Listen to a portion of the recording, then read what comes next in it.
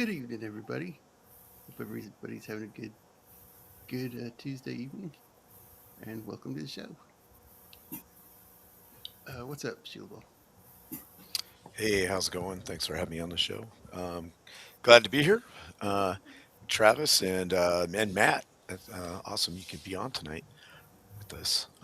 Looking forward to it. Great movie. Um, hadn't seen it since like the 90s, so it's been a while. Cool.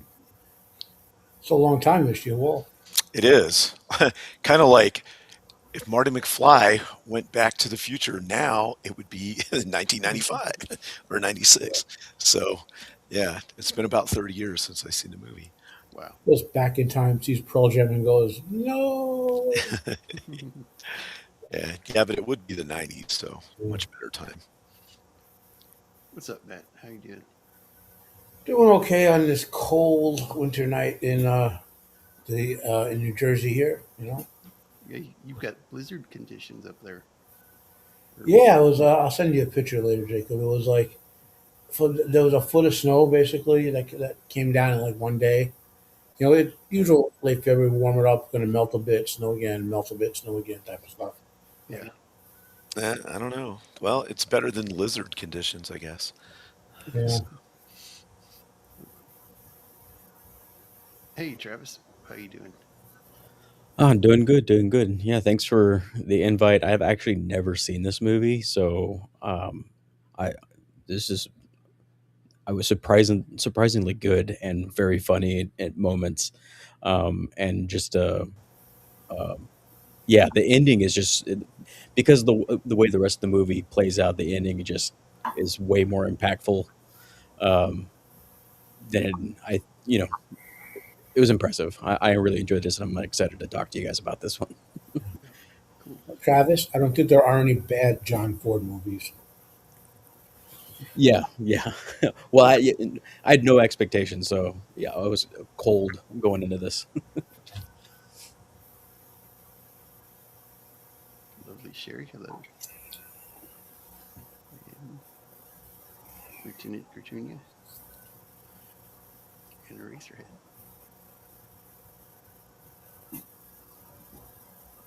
All right, let's go.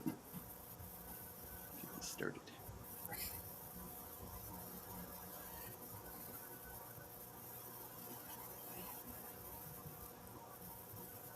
See, I watch this ever so often. Yeah, it is a good movie. Uh, yeah, here we go.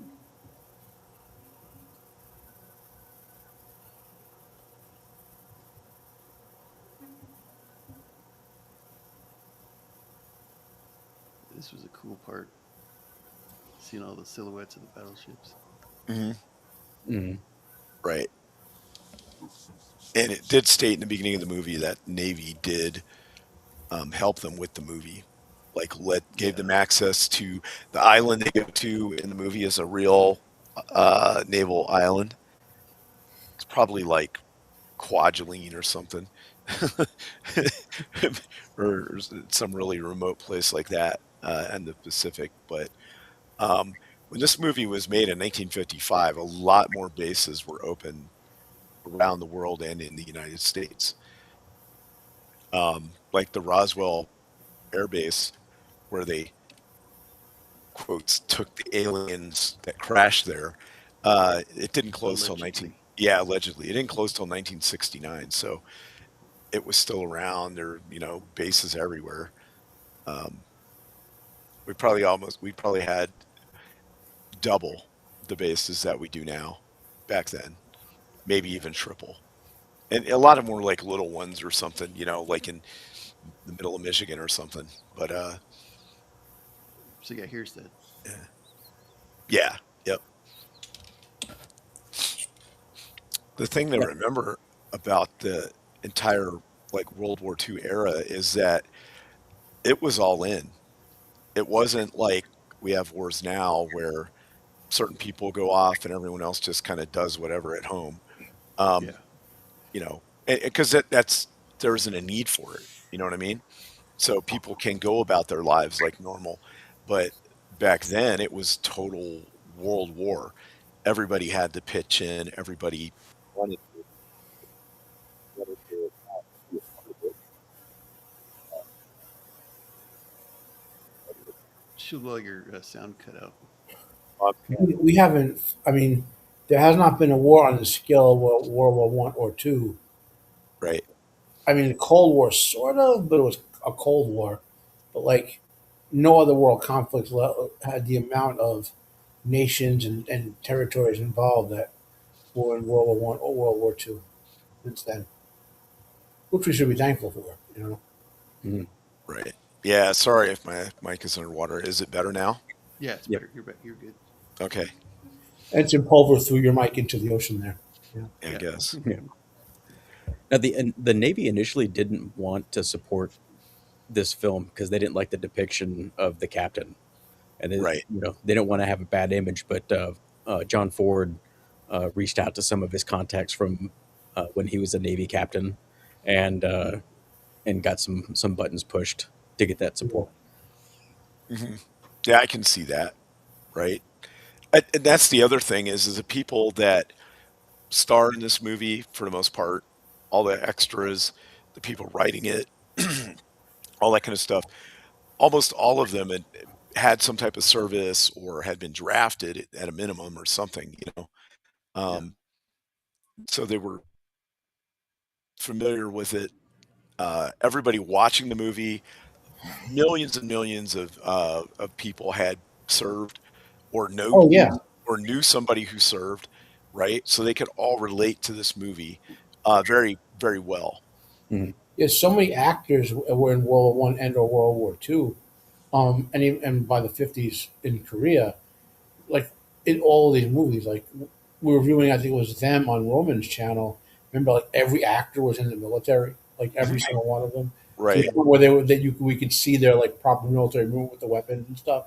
You know, it's like I mean now you're lucky if one guy, one consultant on the set is a military consultant. You know, Yeah. Yeah. Actor wise, uh, what's his name? The guy that played Kylo Ren. He's the only one I can really think of. Uh, Yeah.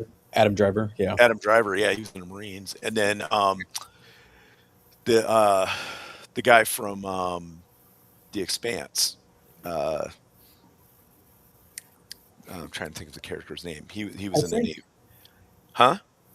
the movie Black Hawk Down. I think they had a couple of veterans in it too. Yeah, that did too. But I'm talking about like mainstream shows with big names.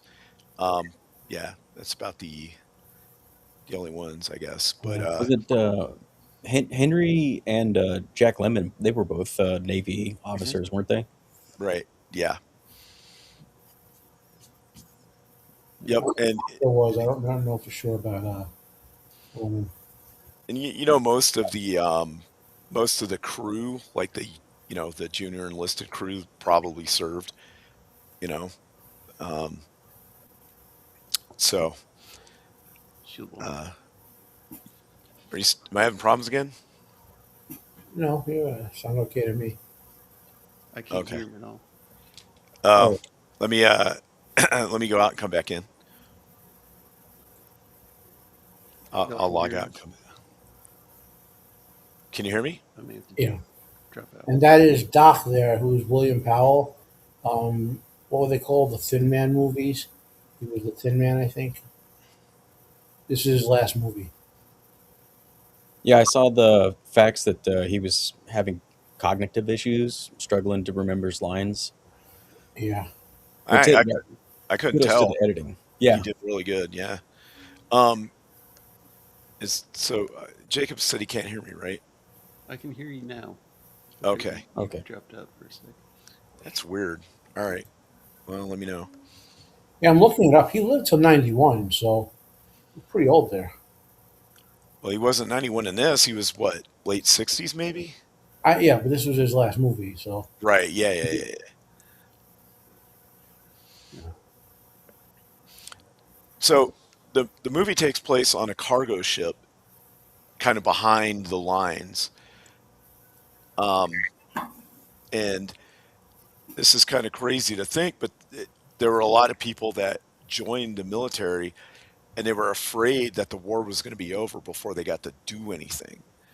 Um, I, you know, Yeah. now I can't imagine trying to get people to go in the military to go to war, Yeah, like on a mass scale, and get them to want to do anything. I think Vietnam broke quite a bit of that in a lot of families because of how the soldiers were treated when they came back. So there wasn't that generational "you got to serve" thing that Yeah. But I still know people who are like that who want to be in the thick of it. If you know what I Hmm. mean. Yeah, Yeah, So Mhm. yeah, the warriors breed true. I guess you would say. yeah, and right. there were guys that never even saw combat. Mm. There were You lots did of the them. supply ships and all the Hmm. stuff behind the scenes. I Mhm. think technically, like over the majority didn't see combat. For every and the statistic in World War II, if I remember it correctly, was for every person that was in combat, there were 8 people supporting them Yeah, that weren't in combat. Yeah, And that's why logistically we were able to do so well, is to do stuff like fly chocolate cake to North Africa, in the middle of a war, to give to the troops and stuff, yeah, and have like whole ships. Their whole purpose in the Pacific was to make ice cream. yeah. Right. I did. Um, yeah. We were reviewing something. Jacob and I were talking about a movie a while back on the channel, and we got into talking about logistics and how it evolved over the centuries. Some movie we watched was I don't remember what it was, but like in medieval times. I know some of this stuff from the debate forums and whatever, but like uh, like in medieval times, they would just take whatever they needed. So like the non combat personnel ratio was much lower, basically Hmm. camp followers and whatever. But then when armies got professional, let's say from like 1850s forward in the U.S. and Britain, then the number of logistics people got really big, and then in modern times with modern efficiency, it's starting to get smaller again. Yeah. Right. Right. The big thing for maintaining logistics now is making sure that all of the apparatus that runs it is stays maintained and repaired. Yeah, I.e., aircraft are fixed in order to fly stuff they need where it needs to yeah, go, um, and ships and stuff. But so they're on a supply ship, which basically it loads up and then it goes to different spots and it doles out what supplies it has. Other ships come to them, little launch type ships, and say, "Hey, we need toilet paper, toothpaste, and fresh food if you got it." And they give them what they've got.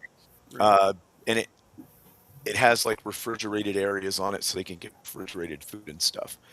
Um, but it's not, you don't put those kinds of ships in a place where they can see combat. That just doesn't No. make any sense. Yeah. Um, so that's the thing, is none of these, they're trained. They have guns on the ship to like shoot aircraft and maybe Well, they like submarines and stuff. But well, they got to the defend against ship that comes bombs. to them is like the go between the oh the, it goes from the battleships to this ship. hmm, yeah, Fixes that's it how. and goes back. Right. Yeah, it's just a smaller ship that's making a supply run. Yeah. Nowadays, they use helicopters to do the same thing. Right. Like, Yeah. you know, do mail runs and stuff like that.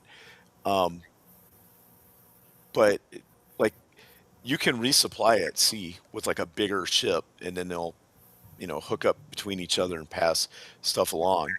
But they're able to do that. But that's what this ship is functioning for. And the movie starts in, I believe, February 1945, so it's pretty late in the war. Yeah, Yeah. And they've been out there, and I want to say that Captain or Lieutenant Roberts has been on the boat for 14 months. They're about maybe 2 years. It's the other guy that's been there for 14 months, but like 2 years. maybe even longer. Yeah.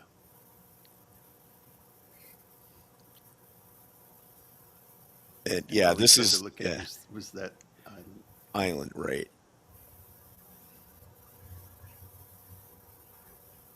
Well, the reason they're there is to because they're building up the island or building a hospital on it and stuff. So they're they're just parking a lot of resources there Right. so they can support other ships.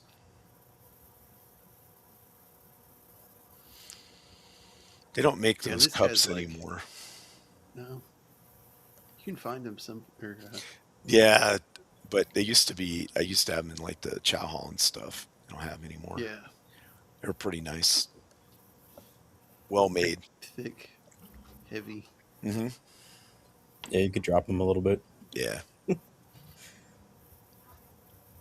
Throw them at the enemy. Yeah. What's his name here? It's like we got to get these guys some time off. They've been on this right. boat for about a year. Yeah, they haven't had any liberty, like been off the boat for anything other than like duty reasons for a year. And so you're living in this cramped, confined space. The officers have their own little rooms, but they still got to share them. Even you got two, three to a room, but the men are just in like bursts, four high, Yeah. open area, just down there all the time. So that much time spent together will like little things that you would maybe let go, like personality wise or whatever, it'll start fights.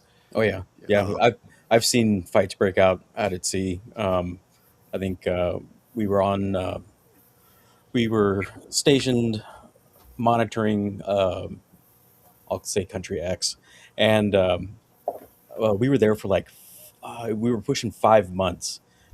Submarines. We were submerged the entire time, and yeah, people start brush each other, start punching each other in the face. Hate week happens more often the longer you go, and yeah, tensions kind of go up and down. But yeah, it gets a bit cramped.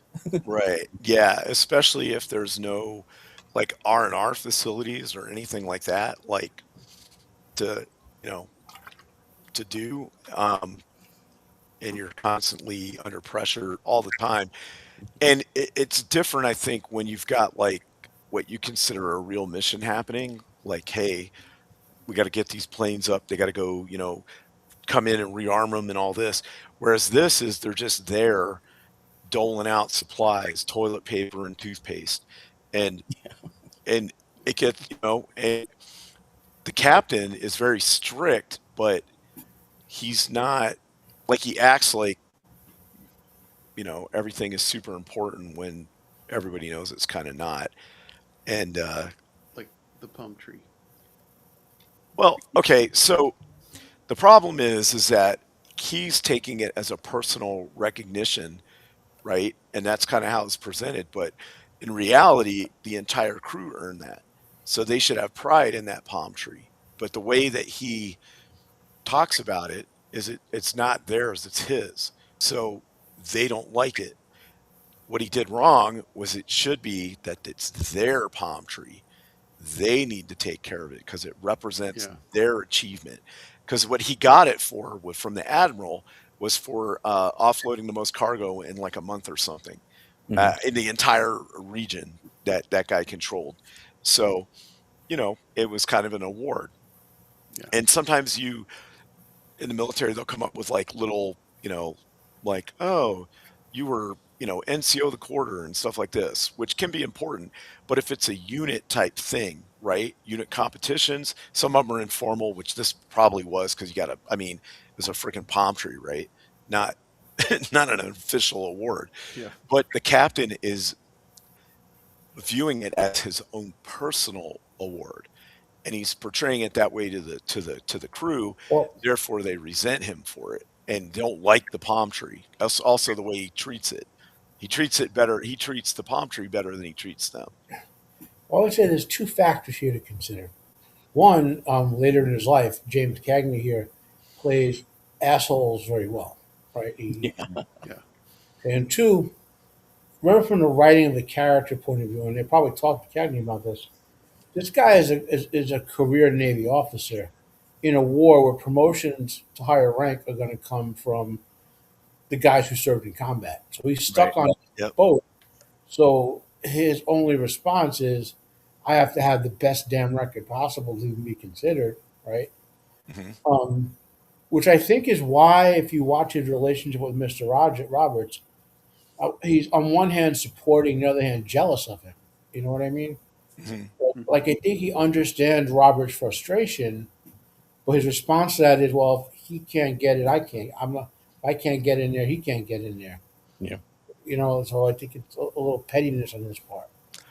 The other thing to know about the captain is that he he didn't come from wealth. He came from a poor family. He had to work as a busboy and as like a bellhop, and he joined the Merchant Marine. So he was in the Merchant Marine, and he achieved there. And then when the war happened, they brought him over because of his experience in the Merchant Marine. He's ideal for a cargo ship captain, right? But Right. he wants to get promoted to something more. Now, I don't know if he wants his own destroyer or whatever, but he just wants to get promoted and and feel better about that because he didn't achieve. Because when he's berating Roberts and everyone else, he's like, "You college boys, you think you're so smart," and Yeah, so he has a very inferiority complex next to them, but also a superiority complex to everybody. And he's very driven to get promoted. So he wants Yeah. to get promoted. So he wants the ship to do good. But you have to consider that most of these guys in the crew are conscripts. They didn't join the Navy like nowadays. You would have a crew that were all volunteers, right? So Mhm. most of them, they want to do their duty, but they're not really there to be, like spit polish and running around and stuff. They just want to do their time, win the war, and go home. So the Right. concept of it's hot out, but you got to keep your shirts on, and we got to do all this work, and it just seems meaningless and menial. But running a ship takes a lot of that kind of stuff to make it, function well. Um, my experience from what I'm seeing from the captain throughout the movie is he's not totally unreasonable. Now, not letting him take shore leave, yes, but wanting people to, wear their shirts on deck, that's not necessarily unreasonable. Wanting Roberts to salute him, say yes sir, no sir, that's not unreasonable expectation or request either. Um, he is not bad like the other movie we saw where somebody ate the Yeah. The strawberries and Cane Mutiny. yeah, the cane mutiny. That guy had issues with serious problems. This captain, I think, could have been handled differently by somebody that went at it a different way, right? But that doesn't make for a very good movie or whatever. Um, so, but Roberts is more of a people person, right? He wants to take care of the men, make sure that he understands them very well, so he can get them to do things, but it'll not be the way the captain wants it done, and that causes a lot of friction. And the captain doesn't like him because he's a college guy and he has an inferiority complex. And Roberts actually can get the men to do things without having to like yell at him, and I don't think he likes that. So there's a bunch of different layers to this. Yeah. This was a funny part. He's like, "Oh, my appendix hurts bad." He's like, "Wow, you have an amazing appendix. It's in a different spot every time." Right, because they're gonna have this big job they got to do where they got to offload a bunch of cargo and it's gonna be hot and everything. So all these guys are coming in being like, "I'm sick, I don't feel good," and he knows that they're full of it, and they know that Yeah. he knows. is that Nick Adams, the blonde guy with the handout? Oh, I don't I know. don't know. I think so. If it is, you've never seen him before. He was in several kaiju movies, Invasion of the Astro Monster and War of the Oh, in Gargantuar. the '60s, right? Yep, and War of the Yeah, Gargantuar. I know who you're talking about. He had glasses on at that point, I think, right? No, he was Nick Adams without glasses. Oh, maybe I'm thinking of somebody else, but No. he looks familiar. This is. Yeah. He's like. Here, take an aspirin. An aspirin? And he's like, Is yeah, I'll have one have with one with you. you. Yeah. I mean, they just get requisitioned these giant bottle. Look at that bottle next to that Yeah. guy's hat on screen there, and a little bit above Travis's head. That's the bottle of aspirin. It's like industrial size. Now the military has replaced that with Motrin. Hmm. Yeah, 800 milligrams. Oh, you got a headache? Here's some 800 milligrams of Motrin. Nasty gunshot wound? 800 milligrams of Motrin. Fixes everything. That and drink 2 canteens of water.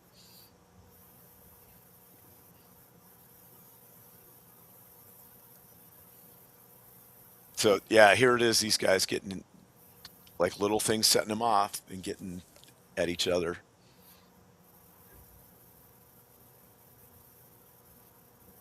And the other thing is you're on a ship, right? If you can't like go on land, Some Ward Bond. I don't think so. is he I know in this? I know he's in this movie. He Okay. is. We saw a Like, scene with him before. He's like the crew chief or something like that. Yeah, they told him to clean all the binoculars and stuff. So this guy's like, is that a Japanese flag over Yeah. there? yeah, it's like it's a hospital flag, dummy. But yeah, if you're cooped up on a ship like this, right, and you don't even get a chance to like go on the land and like walk on grass and you know hear Yeah. the trees rustle and stuff, get fresh air with you know pollen in it or whatever. Yeah, That can be the crew can get yeah, spun up pretty quick right, when they don't have time off. But they're making sure those binoculars work now. Yeah. yeah. And then so he sees that there's a hospital over there, and they can see in. There's nurses, and the nurses are taking a shower, and they can like, and the nurses don't know that people can look in the window because they're on a upper floor. Um, so there's no curtains or anything. So yeah, and obviously this is going to be like the most fun these guys have had in like months, because they're guys. And that guy has that long like pirate looking Yeah. telescope one. And he's like, So "How's this work?" Yeah. there's a name for it, not periscope. It's a telescope, right? Or a spyglass. Spyglass. There's another Yeah. name for it, not telescope. Anyway, it's not that important.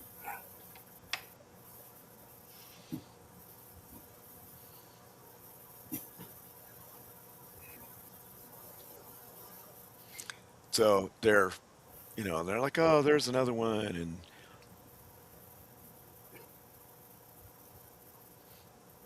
so they're out here having a good time looking. And then the captain comes, so they run over to the other side and get back to what they were doing. Now, a ship like this should have more than two officers. Well, Mr. Rogers Um, is number two, right, he's the executive officer, and then and he uh, theoretically he should be able to sleep at some point. So he need another lieutenant. you would think. I'm not actually sure uh, on a ship this because it's got 63 sailors on it. Yeah.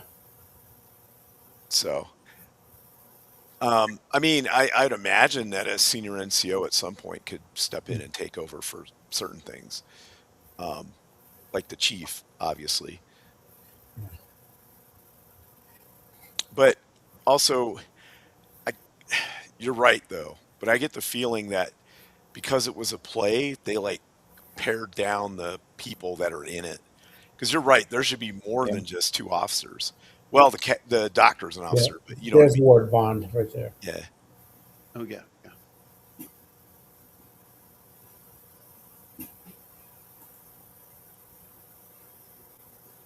And all the captain notices is, why does that man have no shirt on? Right. because they got in a fight and he ripped his shirt off, and he has a standing order that everyone must wear a shirt on top side. I mean, does that have to be the dark blue? It could just be a white T-shirt, couldn't it? I think he's talking about their like uniform top must be on. Okay. So, and again, as a captain, that's not an unreasonable thing to set. You know what I mean? I remember that uh, there was a big thing like during certain times of year, you could only have your sleeves down or up. Like you could only have your sleeves rolled up from like October 30th to like April 30th or something. Yeah. And then after that, they had to be um, uh, your sleeves had to be down. They couldn't be rolled up. Or they could have only rolled up in the summertime, and you could only wear summer weight uniforms in the summer. And after a certain date, you had to wear your winter weights. Now that was all flexible. Like the base commander or whoever could decide to say, hey, you know what, you can do whatever you want. But it was left up to the commander's prerogative for that. So him saying they have to have their tops on when on the deck, that's well within his. It's not some crazy stuff. Yeah. You know what I Yeah. mean? Now, is it comfortable? Is it hot? No. I remember I had worked the flight line. We had these coveralls that we would wear, and we would tie them around our waist. And then some new person came in and was like, "No, you can't do that no more." So we couldn't do that, even though it was hot as hell. So, um, but so like I was saying, the stuff that he's wanting from them is not. It's not insane, you know. Right. It's just other circumstances have hmm him like everything he does is a uh, not fair. But this is the way they're looking at it, right? Yeah. Again, Right. most of them are conscripts. They just want to do their thing and not be messed with. Jack Lemon's character here is like not portrayed. He's portrayed pretty lazily. Yeah.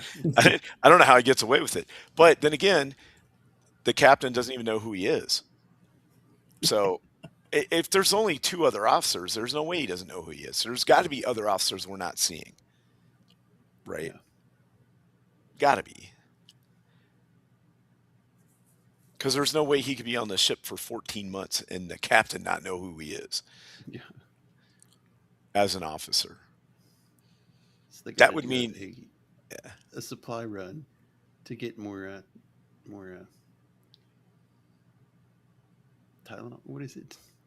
aspirin. Aspirin. Yeah. Yeah. They go through a lot of aspirin. It gives them a chance to go on shore. And as officers, they can kind of, in a way, like kind of do whatever. They'd be like, I got to go on shore and take care of some stuff and blah, blah, blah.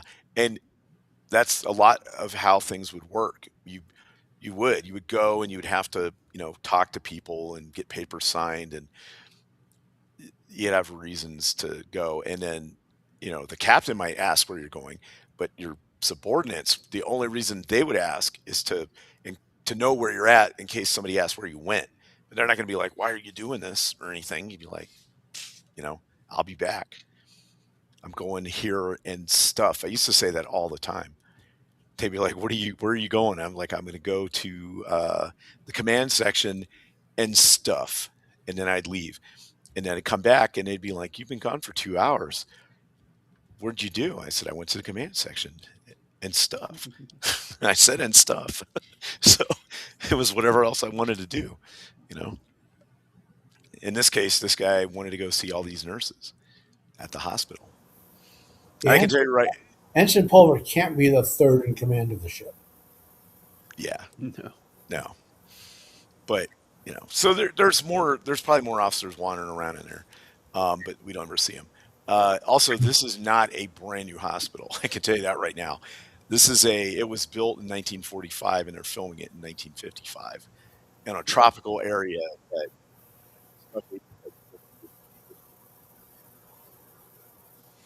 You're drowning. Oh, sorry. I don't know. How about now? Better. Yeah, you're good. It's got to be my. I think it's my headset cable. Mm, That's unfortunate. I will have to get a new one. But yeah, these are all brand new nurses. Although that one nurse in the front there looked like she was 40. Yeah, They're so brand new that most of them don't even get listed in the credits.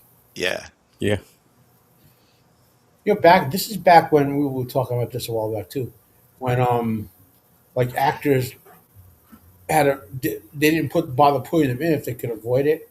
So like people on IMDb had to go back and do their own research to find out who played all these roles to fill that in. You know, Was it because they were contracted, maybe, or well they would just do something like how they'd say like the second unit director would go, I need 7 guys for this scene. Go grab 7 guys from the extras who were in the cafeteria, and there'd be 7 guys there, and one of them might be Clint Eastwood in his second movie or whatever.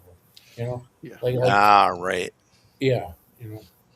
So they're just That's yeah, how okay, that's how Clint Eastwood got got the role in Tarantula, where he's the fighter pilot commanding the unit. They were like, just grab a bunch of dudes from the cafeteria, of the guys who were trying to be actors, like you guys, and he got picked for that scene. That's how he got chosen for it. okay. So they might just be there like trying to.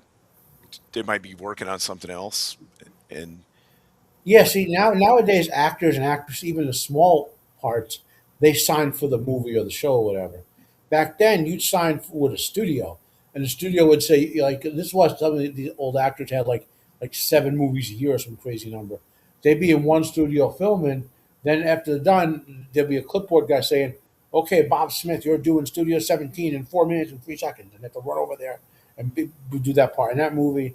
It was a machine, and they didn't care about the health or logic or anything with these, especially with the B grade guys. You know, right, right. those pesky guys like young Clint Eastwood. You know,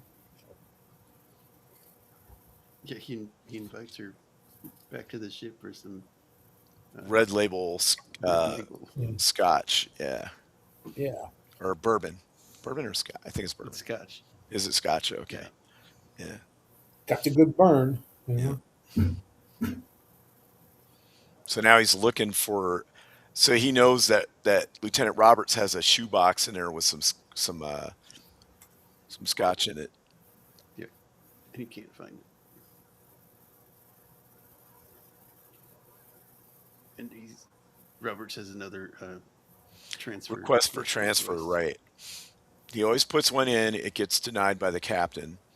And there's someone says in here that it's the doctor. He says a captain in the Navy is one of the last like few uncontested monarchs kind of power in the world yeah, where if they say they disapprove something, it's almost never going to get approved by the upper channels. Yeah, So, but he keeps writing a request, and he's been putting them in for like 2 years to try to get a combat assignment. And now Jack Lemon's character doesn't want him to leave because if he does, then the captain's going to notice him and make yeah, him right. actually have to do some work and stuff. Because right now he's the laundry and morale officer, which he's not doing any of that. So, but Roberts puts in here that he's requesting a transfer because of all the disharmony between him and the captain. Yeah, The captain's like, I don't want you putting about disharmony. It's going to make me look bad, and it's going to affect my promotion. So that's the whole friction yeah. right, right there. So he hides the letter. Also, I found it interesting. It has a kick-out panel on the bottom of the door. I guess if it gets Yeah, jammed or something, you kick that thing out and yes. crawl through there. I don't know. the emergency escape panel. Yeah, sort of.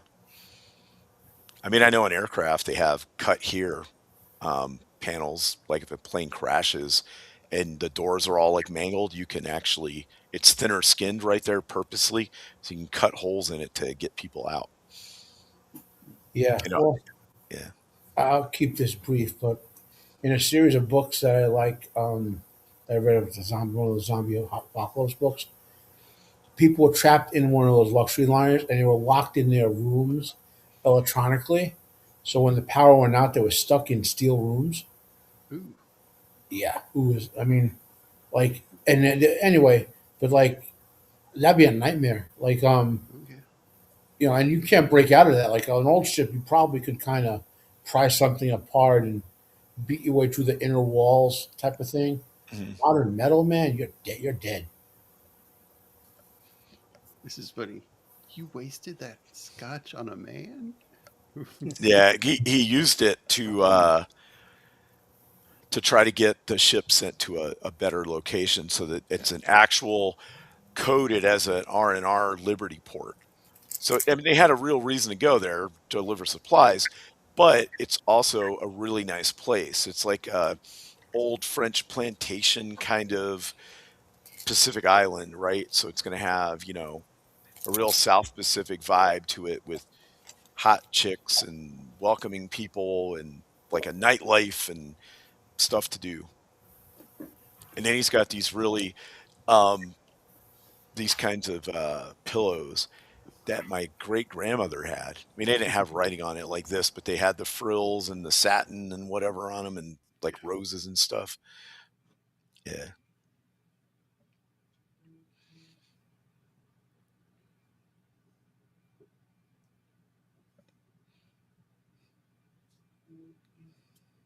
So he's like, what am I going to do? I told her that she's, she's showing up at 10 to 6 or whatever. And they're like, we should make him some scotch. Yeah. So what were we drinking last night? It was basically grain alcohol. And they're like, all right, we're going to have to make it. So they're going to make it like Old West style, how they used to make whiskey at like saloons, Yeah. where you took grain alcohol and then you added like chewing tobacco and shoe polish and a bunch of other stuff to make it look like whiskey. Yeah. So he's like, do you have any Coca-Cola? And he's like, and Robert's like, I haven't seen a Coke in 5 months. And he's like, oh, I had one under my bed. I mean, that thing has got to be skunked though. Like, Yeah. Yeah. Yeah. but so they poured a little bit in there, and then they're like, it needs. He's like, it needs a flavor to it, and he's like, what's it always taste? It tastes like iodine. So they put a drop of iodine. Then they're like, and now it needs age, and we'll put some hair Hair tonic in there tonic. Yeah. because it has tar in it, and that'll age it. So he actually puts a drop in there, and he looks at his watch for like 10 seconds. He's like, all right, it's good. And then they drink it, and they're like, oh, it actually tastes like it. And then Jack Lemmon's character does something that I didn't think would work. He puts the cap back on the bottle and then puts it under his bed. I was like, that's going to leak everywhere. I don't understand how you put a bottle cap back on once you pried it off. I've done that before. Have you gotten it to work? Where Yeah. it's like not going to leak? Huh. Okay. No, well, I haven't. I didn't set it on its side. I kept it upright. Well, that's what I'm talking about. He If like it lays doesn't it down. bang, like the old, I mean, like everything is cheap in the last 30, 40 years, you know what I mean? But back in the day, they might have been like steel caps that don't bend or some shit like that. Oh yeah, you're Yeah. right. You're right. Yeah. Plus, Where they they had used real steel. the sealant on it. The Mhm. Little rubber seal would have thing had around it. held Yeah. too. But yeah, I don't would know. set It's it on been its a side. long time since I've actually had a bottle of soda where you had to like pop the thing off, the cap off. HEB has Yeah. their own soda pop in bottles. Honestly, Coke hasn't been the same since No, 1985. it hadn't. It used to be good. You can still buy soda in glass bottles. It's expensive as hell. Yeah, Yeah. but they say that they went back to the original, but they didn't. I don't think the original formula is legal. Well, not the original. I'm talking about the Coke you could have bought in 1983. No, but I don't think with Oh, with the new laws, it might not be. yeah. Mm. Well, that just goes to show you, like cleaning products, stuff that used to be That if it causes cancer and burns holes and stuff, It's good for you. it's good. It's a good cleaning product. Yeah, That's the general rule. Yeah. yeah, but Yeah, this is funny. He's like, he has all these ideas to annoy the captain, but he never does it because he's too chicken. Yeah. It's like whatever happened to you putting um, marbles in his overhead so it'd roll around all night, keeping him up. And he's like, "What are these? These are marbles." And I got one in my pocket. I'm collecting them up, so I have enough. That would be hilarious. Yeah. what happened to Mr. Pulver? Oh, the captain got him. You know.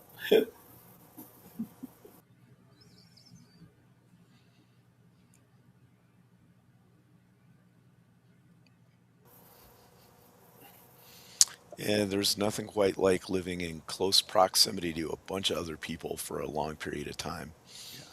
in like an open bay tent on cots or something.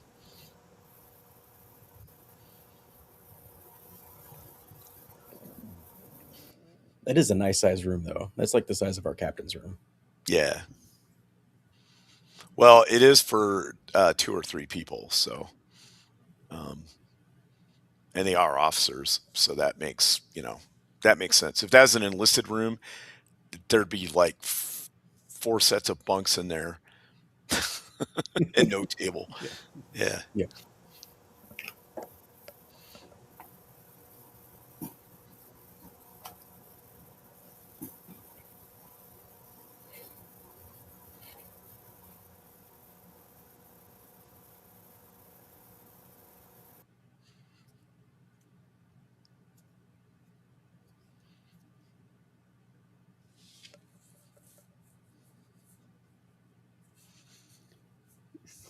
And he's He's like, been, "You know what this is?" And he's like, "It's a toilet paper roll." And he's like, "No, there's a string in it. It's a firecracker."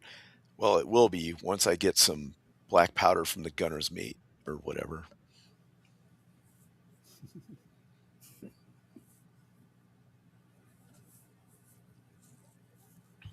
that's a big firecracker right there. Yeah. So he's an ensign, which is the lowest officer rank that you can be. Um, so he's basically, well, brand new. Yeah, this is one of the ships that pulled up that get the supplies. Yeah, they ram it right into the side of the ship. Yeah, you can see him all lined up back there, and he's up there running it. Like got to Yeah. be in charge. Again, that to me, that's something an NCO could do. Honestly, now I think though back then they had a lot more officers than they do now, like doing stuff. Um, just that's the way things have evolved. Is they put a lot more on like junior enlisted and NCOs to do certain things that used to be. But I mean, I remember people telling me stories like when I first came in, that when they first came in, stuff would happen like they had orders to go to some place on base and some guy would pick them up, some NCO or officer, and said, "Hey, you're going to come work with me over at the club, the enlisted club." And then they would just be over there for 6 months not knowing any better and everyone else is looking for them. Like all kinds of weird stuff like that would happen just because they didn't have like cell phones and, internet and all that kind of stuff to keep track of people. So if you're on a big base, somebody would just grab you and they'd outrank you and say, "Come do this." And that's what you do. Yeah. And they figure it out later. Yeah. In through this whole part here, the captain's like said that he wants some fruit for his mess, and then Right. a ship comes up and says they need fruit. They hadn't had Has fresh like fruit in fruit in a 5 while. months. Yeah. Yeah. Or something. It was like 5 months or 5 weeks, something like that. So he's like, "All right, give him a couple crates of oranges." And he's like, "Wait, you gave them the fruit? And why don't these men have shirts on?" Because one guy passed out, is why. Yeah. Which It might have been nice for him to tell the captain that, Yeah. hey, I had a guy pass out in here.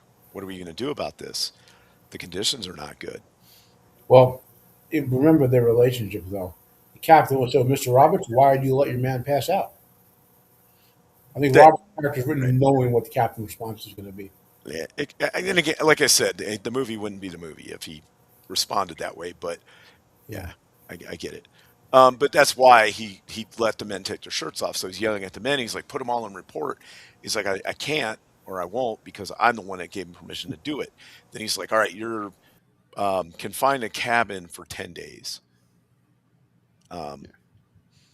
which really means is that he's on duty. And then when he's off duty, he's in his cabin. He's not doing anything else. No movie night or any of that kind of stuff. Right.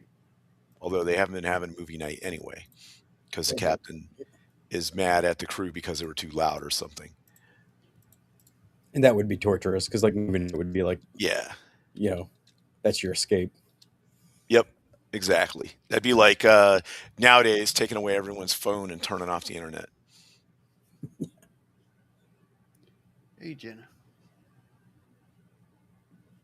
Yeah, he's confronting him about the his request for a transfer, Hmm. and Right. he's like he wants him to change it, but Roberts, you damn it's dirty rat, against Roberts, you. against regulations. Right. He's like, no, you can't change it and you can't deny it. You have to put it in. Now, the captain can give his recommendation, which is to not recommend, and then it goes up. I've seen it before where people are asking for they want to do like a different duty or something, like a special duty. So they have their career field and then they want to go to be like a recruiter or something like that, or some other kind of thing. Like I want to be an instructor at the academy or whatever. And they put in the paperwork. And if we've had, I've seen the commander deny it because we didn't have enough manning. Like if we let this person go, it was going to affect the mission because we didn't have enough qualified people. So he had to turn it down, not because he didn't, not because he wanted to, but because he didn't have a choice. And so it's the same thing. The, Yeah. the captain can deny it for whatever reason, which is he wants to keep Roberts because he won that award, and and if he's good at his job, it'll make him look better and help him get promoted. Yeah.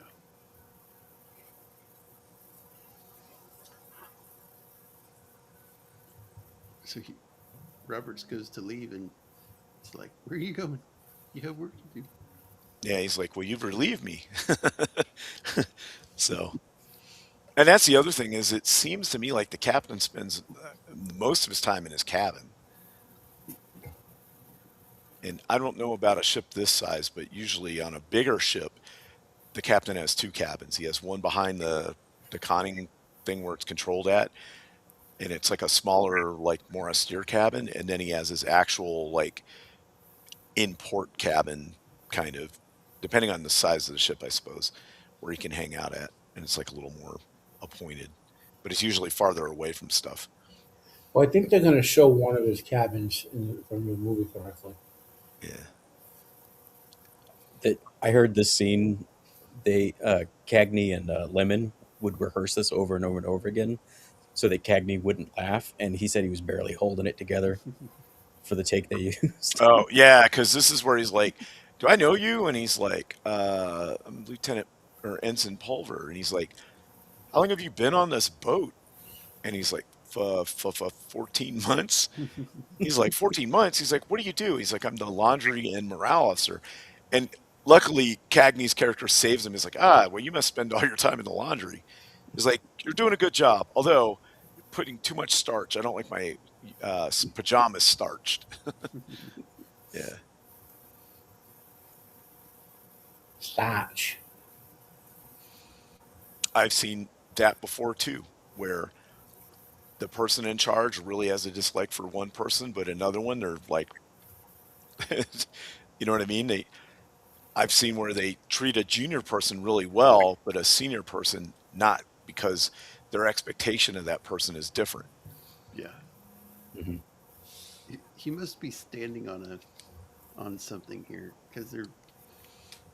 I don't think they're the same height.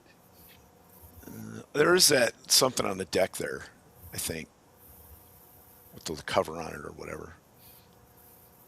And I think that their sweat is real, maybe, because they're out. Like this is really being shot outdoors. I don't know. Maybe they sprayed him down with some water to make it look like he's been out there working. Also, this is not a very big ship. No.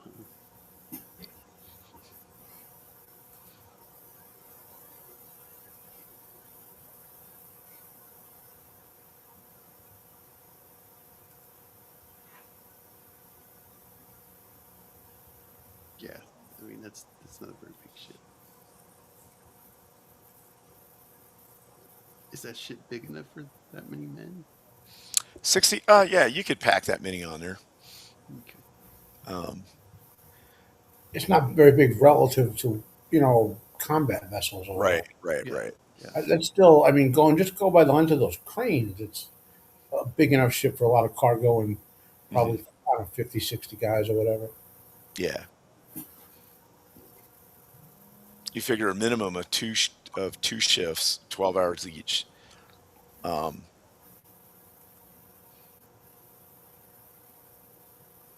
Yeah, he so also told yeah. the nurses that he's the executive officer. Oh, Jenna, the nurses are on the island. Um, Apparently taking showers in windows with no curtains on it, so the guys can see in. They didn't do it on purpose, but also they were like, time for swimming. You have 10 minutes. It's like okay, and then that commander showed up, and that wasn't expected, so he had to go talk to the captain. And then now he thought just the lieutenant nurse was showing up, but she brought all of them. And then of course all the guys are swimming, and they're like, oh, there's women on board.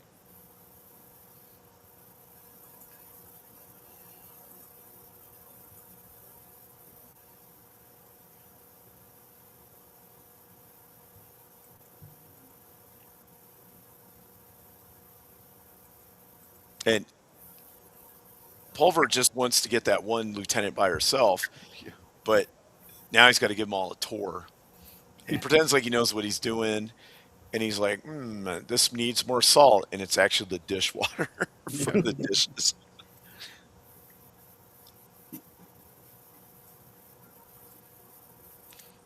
Oh, and then they're like, oh, what are you guys looking at? And they're like, oh, birds in the sky. Look at the cloud. And the lieutenant's like, oh, like you can use mine. And she's like, oh, because one of the nurses stayed back to wash her hair. Um, Usually when a woman says she has to wash her hair, that means she just doesn't want to do anything with you. But, in this case, it was real. Then she sees that they can see in there. So now they got to put curtains on the windows. Yeah. He's like, we're Which, going to go why back and put didn't you curtains do on the that to windows. begin with? Yeah. And now the guys are all, the one thing they had, the one thing.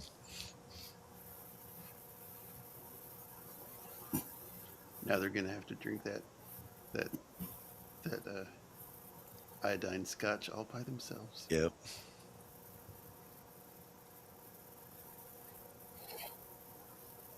It was the best thing that happened on this ship.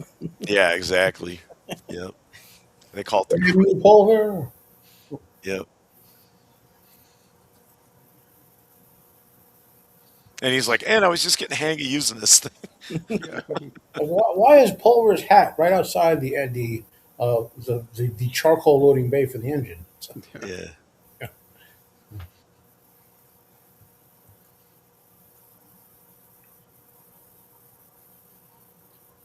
So Now he he tells says, them that right, that they're they're going to gonna go to this new port. go to a Liberty port. Yep.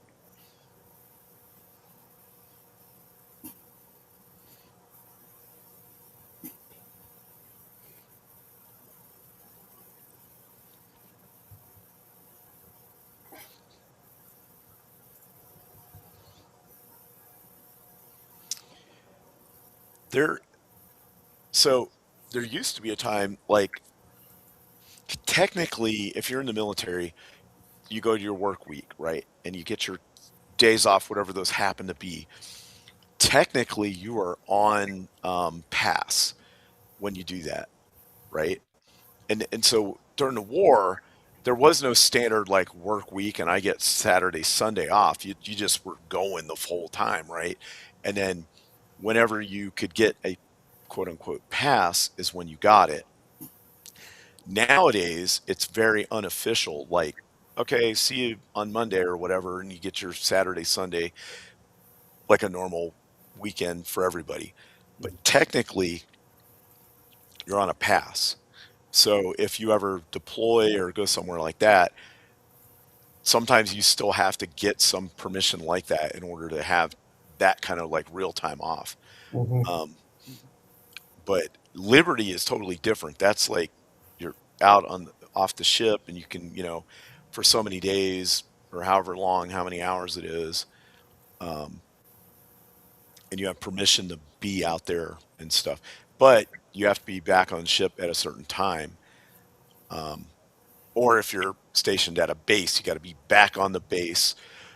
Or nowadays, it's in the local area at your domicile at the ending of that. So, like, because if you came back when you would normally be off duty, then that's okay. As long as you're back in the local area, you're fine. But Yeah, when I was in Groton, mhm, Connecticut for sub training, we had there was like if you could only go so many miles, mhm, but if you yep, went past a certain point, then you'd have to get a pass. right, yeah, that was the same way at some bases I've been at. There was an eight, some it was a 6, others it was an 8 hour radius that you could go to, and then you could come back on your normal day off or whatever pass basically. But if you went past that limit, you had to be on leave. So you had to submit a Yeah, form you know, and use your leave days and all that kind of stuff. But that covered them because if anything happened, you could say this person is on leave. Because if, let's say, something happened like another 9/11 and it kicked off, everybody not on leave would be expected to show up. So you need to be able to make it back in a reasonable amount of time. The captain's like, get those cannibals off the boat. Oh yeah, because they all came out and got on the boat. Which again, you've got unknown civilians in a time of Yeah. war on a boat doing no, causing all kinds of ruckus. Uh, it's not safe. What if one of them gets hurt somehow? Now you got liabilities and all kinds of stuff. So plus, none of those people have been vetted. Who knows what kind of berry diseases they could be giving Yeah. people, or venereal disease. And it's kind of a cool trope, Oh, Yeah. look, the Polynesians came out and gave us, flowers and stuff. It's really nice. There's And this kid one here scene. is like the most innocent, pure kid. yeah. Yeah. Yeah. That's Patrick Wayne. And he's like, I'm gonna go and take pictures with the camera my ma sent me. That's what he's gonna do. Everyone else wants to go like get drunk and Sorry. go crazy. Yeah. And this guy's got the duty, so he can't leave. That's another fun one. Somebody has always got to stay back and take care of things, right? So while everyone else is out having a good time, somebody gets stuck doing something, guarding a ship or whatever. So here's the scene where the captain's like, "Oh, there will be no leave," and then he gets his watch out to time how long it would take Roberts to get up there once he said it Yeah. because he knew he was coming.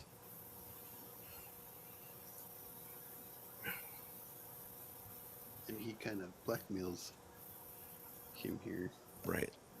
Says if you want liberty for the men, you won't submit any more letters. You'll do what I tell you. You won't try to get off the ship. You won't give me any back talk. You'll say yes, sir. This is where he pulls out the hat that he bought after he got the palm tree because he wants to be a commander. Yeah. A little presumptuous there.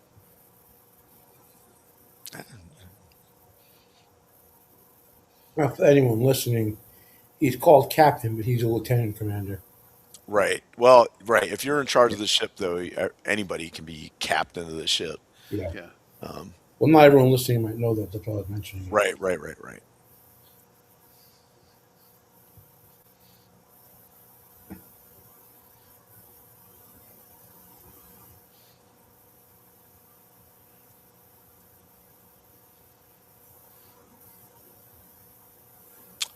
I'm not sure how it works, but I think on smaller boats, like the little like river boats and stuff like that, and the little, you know, like ones like that, like PT boats and stuff. I mean, I don't know if they call him captain, but I've heard him like in a lot of the movies they call him skipper, right? Which means basically they're in charge. But I don't think it's an official like rank or anything. It's just something that they call him as like a term of respect and endearment for the I person think it's in the charge. boat ship thing. Like if Yeah, it's a ship, you're always called the captain, even if you're like commander. right. But if Well, it's I a mean, you know, it's like a fishing boat captain, right? yeah, And here's the other thing, right? So these, yeah, they haven't had Liberty in a year, but man, holy crap, do they go? Yeah. If this was modern day Navy, every single one of them would be in jail. Yeah. Every single one, except maybe the kid that went to take pictures.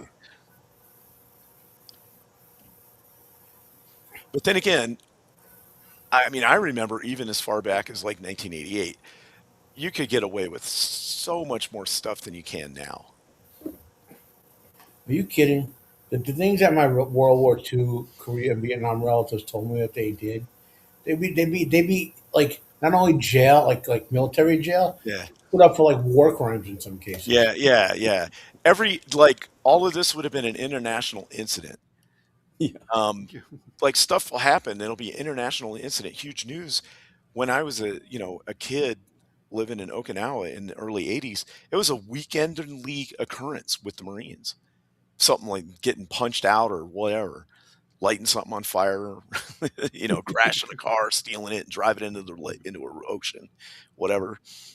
Like, yeah, it happened all the time. Um, and but yeah, these guys they really let off steam. And here's the thing: he let him go take a shower and go back out because they beat up a bunch of army guys. So so the shore patrol picked him up, brought him back, and they're like, all right, they beat up army guys, so they're good. They threw so an army guy told them that this one house was like a brothel or something, and it wound up being the French governor's house. And they threw a bunch of stuff out the window, including the army guy, broke a bunch of crap. So, um, yeah, the doctor gives him a clean bill of health. Yeah. It's like go take a shower and then go. And then this guy stole a goat that belongs to the rear admiral. Like a mascot or something. Yeah, I want to say the like the Annapolis Academy has a goat. They bring to like the football games and stuff.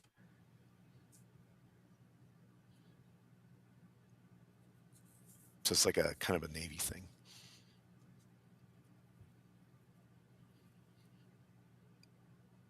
And so it's just Hey, a you guys have non a goat? yeah, it's a nonstop string of like people coming back all messed up. And the guy just grabbed the goat and took it back like it was no big deal. And then this guy's like this is the final straw. I mean, it's like because they like crashed some big important rear admiral party,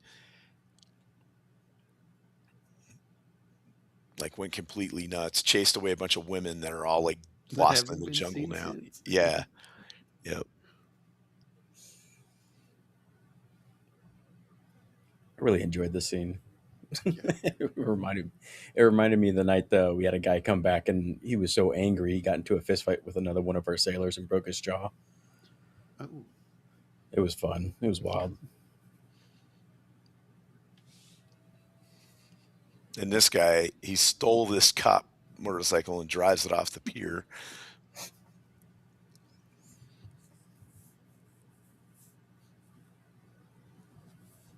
apparently the stuntman that was hired to do that stunt refused to do it. So they found a Marine that was familiar with motorcycles. It's like, hey, you want to do it? He's like, yeah, sure, I'll do it. And he was promised $700, but the studio refused to pay him. So John Ford had a tab set up for that Marine for a whole year to drink from the bar at the hotel that they were staying at. Oh, really? That was Okay. nice. Yeah.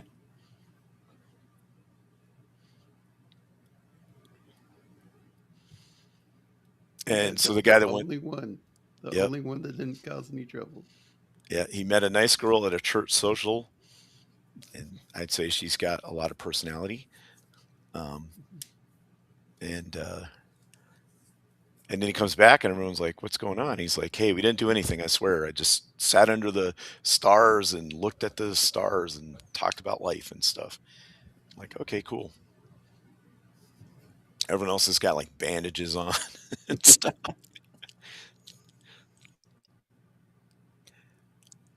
So then the captain comes out because he got he had to go see the admiral. He got dressed down, and they got kicked out of port. He's like, Yeah. I've never been kicked out of port before. And okay, so part of it's his fault because he didn't give them liberty and stuff. But I mean, these guys just went absolutely nuts and So made the whole ship look like crap. Yeah. so now we see a larger crew, like Yeah, than we've seen before, and that was Nick Adams right there, by the way. yeah, right. Yeah, there are more people in the crew than the characters we've seen. But Yeah. then again, that's like anything in a large organization, there are going to be a lot of people that kind of just keep their head down, don't really do anything. One of Um, the crew is John Wayne's son. Um, Another crew is Harry Carey Jr. yeah, like look at that guy with the beard. Yeah. You've never seen that guy before. There are no guys with beards and chest hair. Mm. That guy just yeah, They're actually like, we need a guy with beard and chest hair. Go check in the cafeteria. No one like that. they, Check the janitors. It's like, yeah, you know, like, yep. So he probably like an engine room guy or something. Oh, we found a hobo with a beard. Perfect. Yeah. But yeah, so he's like, and we're gonna do this, and it's gonna be a tight ship, yes, sir. And they're surprised. He's like, why? Why is he acting like this? Does he want to get promoted? And he's like, you guys heard me. Get down and start doing work and stuff. Which imagine that. Hey, actually do your job.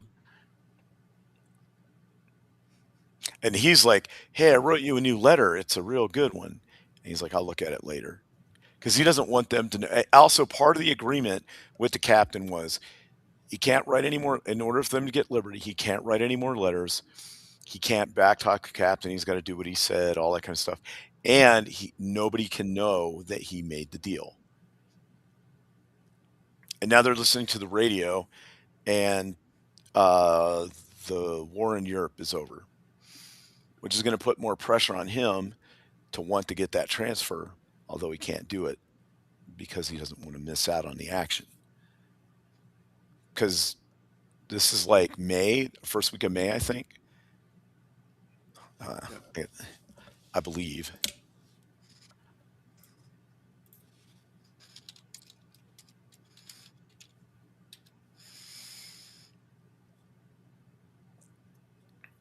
Yeah, May 8th, 1945.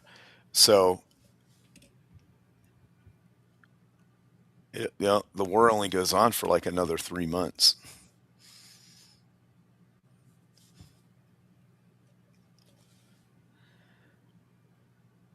So he doesn't have much time to get into it at all.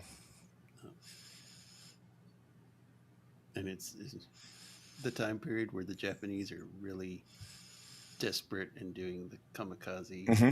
Right. stuff. The Battle of Okinawa is going on, and they are, the Navy is taking huge losses because of that. Like, the destroyers took a big brunt of that because they were the screen Yeah. that were out there to keep the aircraft screen. I mean, other than like the fighters and stuff flying around, but their main purpose was to screen the bigger ships the landing craft, the aircraft carriers, and all that. So they were constantly getting kamikaze attacked.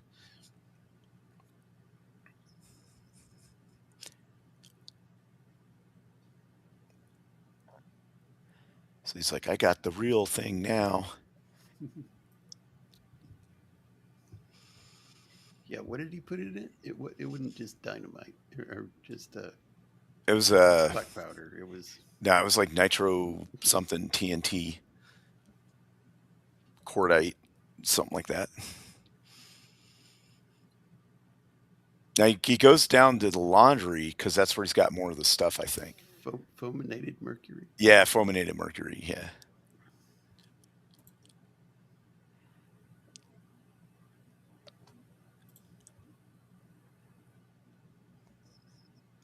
So now the doc really wants to come on, man. Like, what's really going on?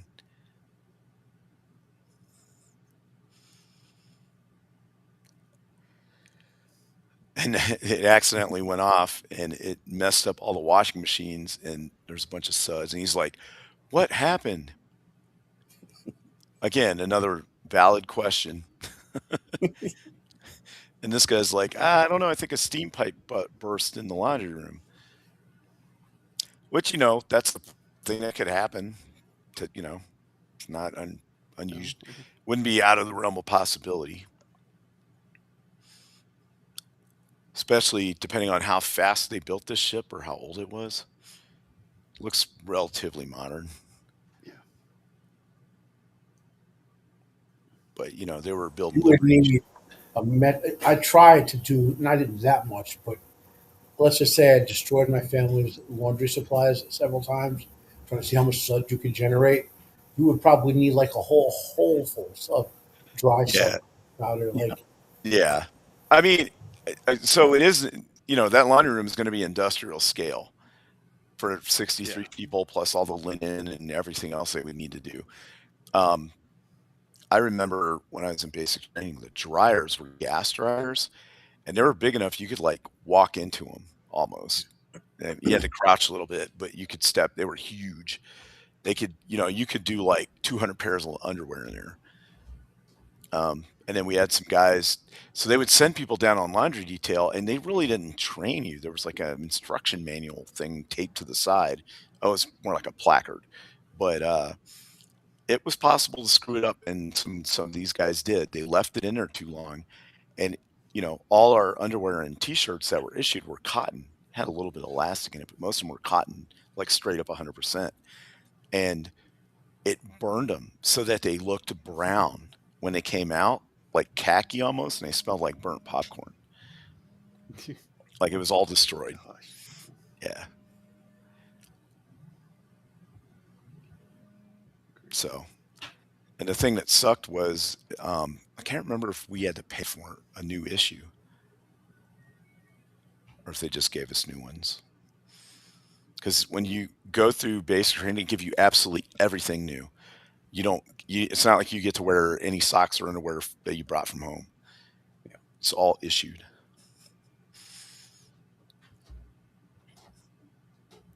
Are they a special brand or are they? I can't remember. I think they were just like Fruit of the Loom or something. Okay. Yeah. Yeah, they weren't. Yeah, just Um, blue Especially tidies. yeah, military they were. designed Yeah, but they're white. No, underwear. they were just white T-shirts with the crew neck, not the. You got some that were V-neck, I think, because you had to wear those with your uniform with the tie. But you had some other ones that went with your other uniform. So you got like two pairs of V-necks and like four pairs of regular ones. You got it was like six pairs of underwear, six pairs of socks, and then you got your two sets of uniforms, and then your dress uniform or your class A's, whatever you want to call it. Um, that was more like had a tie and a jacket and all that. And then you had to get all that tailored, which they did. They did all that for you. Um, so this is he's finally fed up with everything, and he just throws the palm tree in the ocean. And now the captain comes out to water it, and he's like, "Wait, where'd it go?" So now he's gonna run back in there and sound general quarters. And everyone is like running around. He's like, "Where's my battle station?" He's like, "Where were you last year?" And I'm like, "All right, if these guys haven't done Yeah, a battle drill. a battle drill in a year, that's a problem too." Yeah.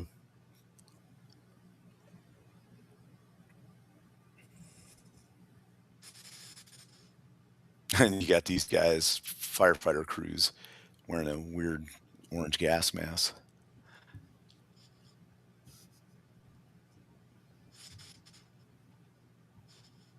And then he's like, "Read off a list of names of people."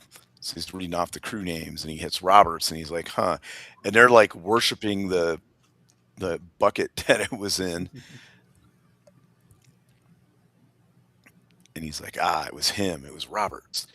Get him up here now." And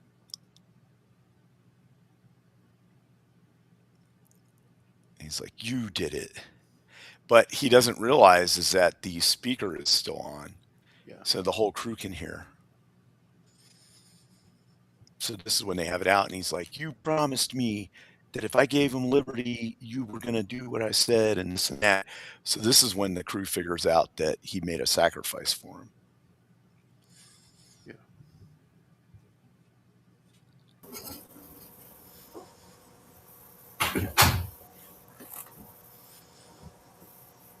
And he's having a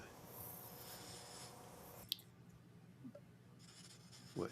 Oh, he gets so angry he has like a convulsion. Panic attack or something. Yeah, That's got to be an issue. You can't have a captain that gets that No. incensed and has a seizure or something, right. whatever that was.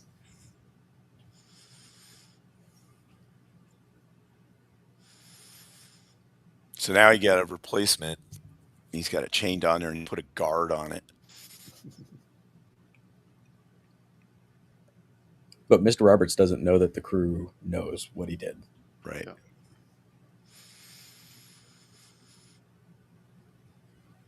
So then, skip forward, he got orders to transfer to a combat ship, and he thinks people are telling him it's because, well, the admiralty must have went back and reviewed old letters, like old requests, and they're so hurting for people that they went back and looked at it and then overrode the disapprove of the commander of the captain, which can happen. I've seen that happen too, where commander denies somebody something and higher headquarters overrides it, says nope, we want this guy Especially for whatever reason. when Yeah. they need more men and they're like, "Hey, here's an officer we can get." Right. I've also seen it when there's a thing they do where they can ask by name for you by name.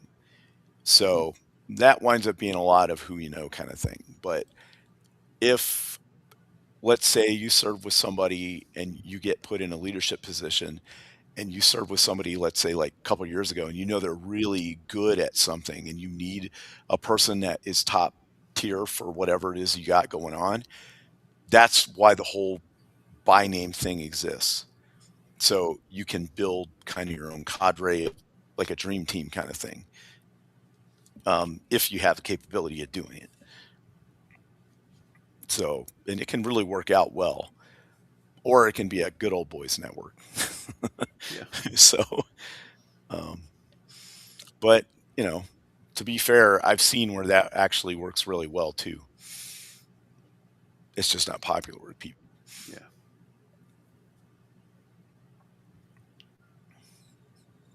Forget what Robert says here, but it's like he's like they just look out for themselves, the men, or something. Right. And the doctor's like, he sits him down. He's like, no, they forged documents. Right. So they had a contest to see who could sign the captain's name the best, and they all did it. And then there were judges, and but they were all drunk when they did it too, because there were 4 gallons of grain alcohol that the medical unit provided. That's a lot of grain alcohol. Yeah. Which, by the way, if anybody doesn't know, grain alcohol, aka Everclear, is the base of really good jungle juice. Then you add everything else to it. Yeah, because it tastes like shit by itself. Yeah. Yep. Hard. Yep. And then, um, but but that's what. But it's very strong, and then you add everything else to it, and then it kind of takes the edge off of it. But that's what you want is the strength, so you don't need a lot. Then you put some sugar and you let it sit. That's all you put in it? No, you got to put fruit in it. Oh, Um, okay. yeah, you can add other alcohol and stuff like that, and maybe some like uh, Yeah, but seltzer. Yeah, don't eat the fruit unless you're under 25 years old. right. Yeah, exactly. I mean, but basically, jungle juice is any alcohol mixed with just basically fruit, and then you put sugar in it and you stir it up, and it looks like Kool-Aid with chunks. It's pretty good. You do it right. I've seen people put Kool-Aid packets in it. I've seen it without it. That's different. Usually put it in a cooler, like a igloo cooler. Yeah, he's just been promoted to exec. Yep. He says he wants us to have dinner. Yeah. And then they bring in the fire extinguisher, which is actually filled with jungle juice. I guess they don't care what kind of chemicals are. I think, yeah, yeah, I know. That would, I don't know. That looks. Trying to think what would be in there at that time. Um, Wouldn't some of them have water? there would, yeah, but Yeah, it would probably be water. there wouldn't be, yeah, but water is only good for like paper fires on a ship with burning Yeah, metals oil and all kinds fires. of other stuff. Yeah, you would need a chemical powder or the what's the other one?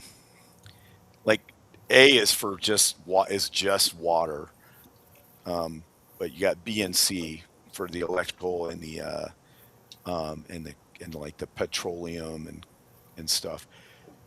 And then somewhere on this ship they probably have a D one that's for like burning metals.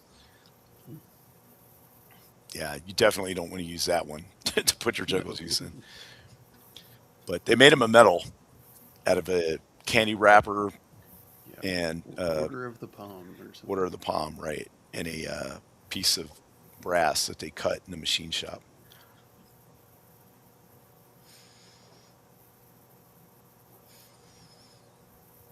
To thank them for to thank him for what he did for getting him liberty and Yeah. standing up to the captain.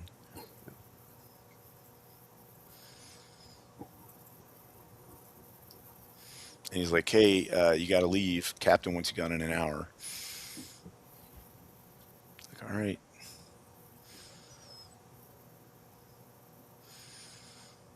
So he puts it on before he leaves, and apparently he takes a float plane out of there.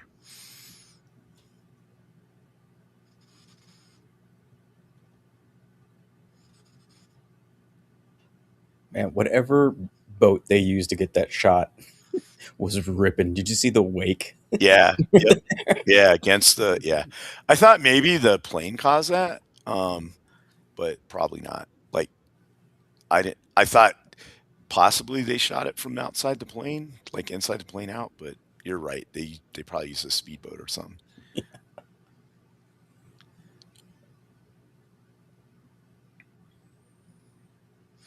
Now it's mail call. This is like 3 months later or something. A few months later. It's three. Yeah. It's got to be like 3 or 4 weeks later. Yeah. Because It's at the least letter's like a like month and a 3 half. weeks. Right. It's like probably 2 months. So the war is almost over. Yeah. But yeah, he's like, this letter's 3 weeks old or 2 weeks old or 3 weeks old. This letter's 3 weeks old. And it's from Roberts. And he says, I'm on a destroyer and we've seen them. We've seen action. We've had 4 like kamikaze attacks and stuff. And but and I think about you guys, and I'd rather have the Palm Medal than the Congressional Medal of Honor. Basically, talks a little bit about everybody. I miss you guys, that kind of stuff.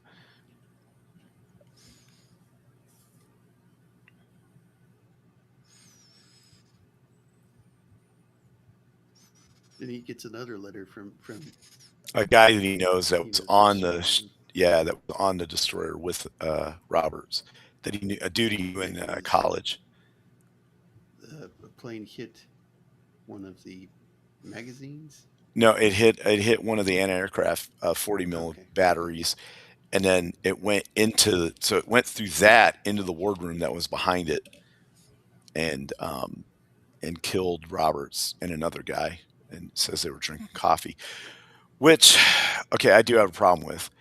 If they were under a kamikaze attack, they Yeah, would have been on they general wouldn't be. quarters. They wouldn't be hanging out in the No. wardroom. Well, Coffee. so in the book, it goes into more detail than the movie says. The So they had just finished up with the general quarters and a plane attack, and the Mhm. kamikaze plane was higher up in altitude, and so when everybody was relaxed, that's when the plane came down Mm. and took him out. Ah, I mean, yeah, it could have just been like he was, near the 40 mil mount and died, Yeah, and it would have been fine. But yeah, anyway, he died from a kamikaze attack, and that's the thing is they were so effective because they were way more. Unless you shot it down, they were way more accurate than most bombing because they could Yeah. steer it right into it. yeah, Um, and it might not sink a ship, but it would do a lot of damage. yeah. It's just terrifying in general. Right? Yeah. This part. This is the best part.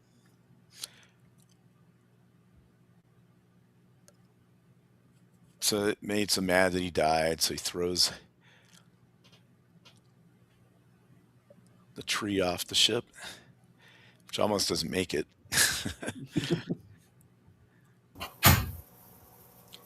And then he pounds on the door of the captain's.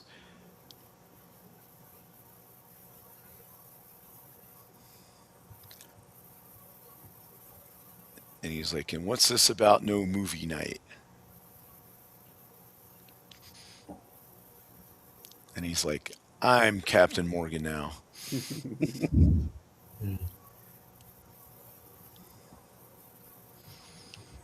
And that's the end of the movie. Yeah, they did make a sort of sequel to this in the 80s, I think, or 90s. Ensign Pulver. The different actor played Ensign Pulver, obviously, Mm. um, which was okay. Nowhere near as good as this.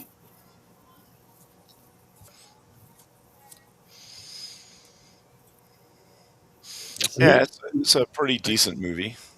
it summarized a lot of what if people would talk to their relatives who were in that war in particular, about their experiences, where guys they knew were dead like a week later sometimes, and I mean that's probably true in every war, but like I think given the scope of it, more people had family go through that than probably in the history of the world or since. yeah.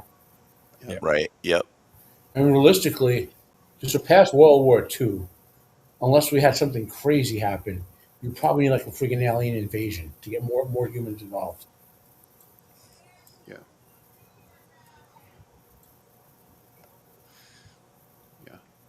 Yeah. I can remember watching this for the first time, and that ending really does hit me pretty hard. It's like what happens to Colonel Blake and Mash. Yeah. Yeah. But yeah. Great movie. That was a pleasant surprise. I really enjoyed that, and I looked up John Ford, and I think I've only seen like one other film of his. So I gotta do some Oh, viewing. wow. Yeah. John Ford is a You never lot. seen any of his John Wayne movies? Yeah. The Man Who Shot Liberty Vance, I think, is the only one. Oh, you got to see That's the Short only Yellow Ribbon and John Wayne movie you've ever seen? No, I've seen other John Wayne movies. I just didn't recognize the titles that I saw. Like, oh, Oh, well, I guess what I'll have to look again. I mean, that's like on everyone's, well, on real men's man card. It's like watch John Wayne movies. You know, it's like Yeah, I've seen like one or two, but Yeah, there's yeah, a I whole enjoy them. Yeah. DVD collection you can get that's just John Wayne, John Ford Yep. movie. yeah, And you gotta at least watch the Calvary trilogy. Yeah, She wore a yellow ribbon, Rio Grande, and Fort Apache. They're one, also The Searchers is a good the one. yeah. searchers. Yeah. So it's Okay. Ron Ford has made no. I mean, he had movies that aren't great. He's made no bad movies. You know what I mean? Yeah, Mhm. Mhm. they're all War enjoyable. documentaries are like really good. You know, it's like. Yeah, they're all enjoyable movies to watch. mm. Yep. And Jacob and I tried. We were looking for every one. Because between him and me, we've seen every one of his movies. I think almost every one. The ones that still exist.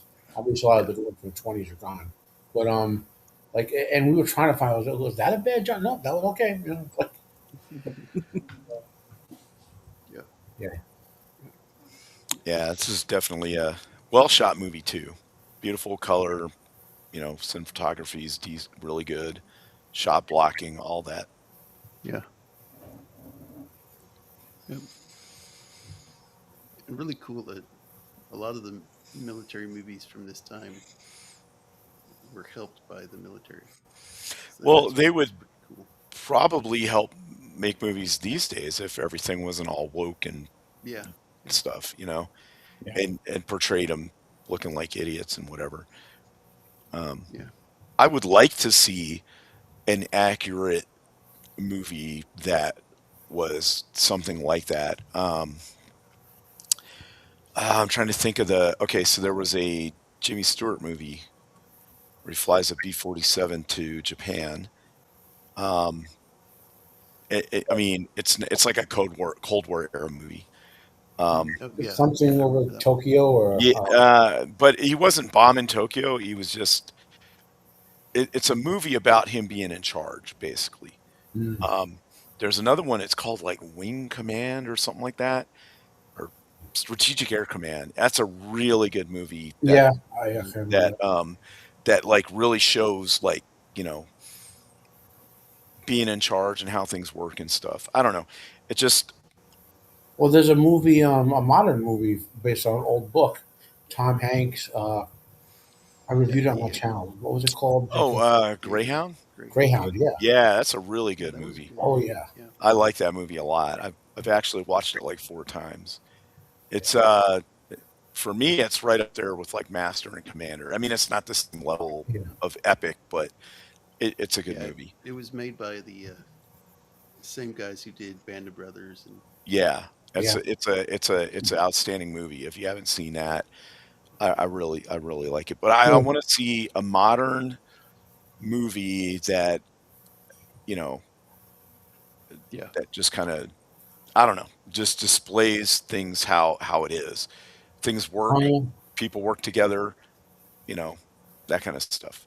well, I mean, there was a movie about the crossing from World War One, I think it was, the British Channel, where all the civilians went to get them. Oh, you're talking about the Dunkirk crossing. Dunkirk. Yeah. yeah, Yeah, World War II. I I didn't like that movie. It looked like a TV show to me, kind of. Mhm. It's a little weird. Um, it had some good actors and stuff in it, but I don't know. Just like I didn't really care for 1917. I don't know Oh, if it yeah. was I the don't like that. complete like long shot or whatever, but The middle of the movie, like the beginning and the end of it, I love, but the middle just felt. yeah, the part I where the mean, guy crashes in a plane and they're like in a barn and none of it made any sense. Yeah. yeah. Well, both those were just.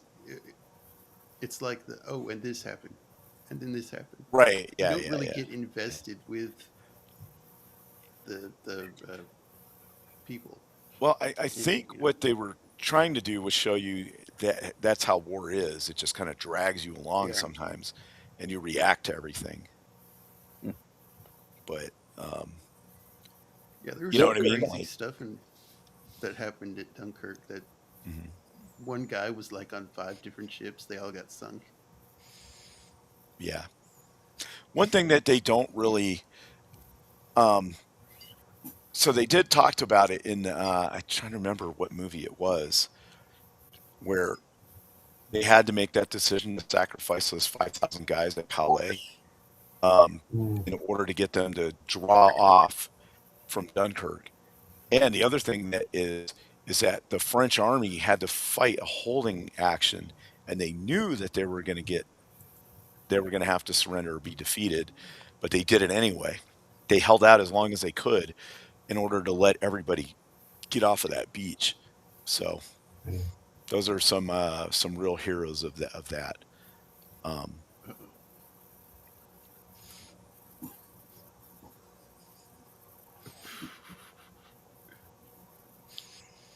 Thank you. I guess. yeah. What's up? What's up, Nosferatu? Favorite war movie. Yeah. No, I'm not quite that old. I'm not Roman old. No. Yeah, 1917.